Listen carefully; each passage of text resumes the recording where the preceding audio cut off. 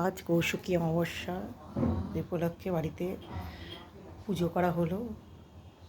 এই যে ঠাকুরের রূপ, ভোগ দেওয়া হয়েছে। ঠাকুরের ভোগ,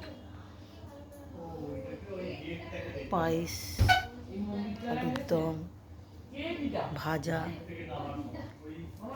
ফুলকপির তরকারি, চচ্চড়ি, চাটনি, পোলাও,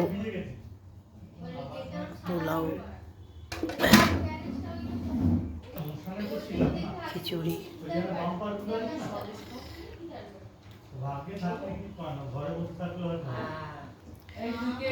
ঠাকুর আমাদের মা।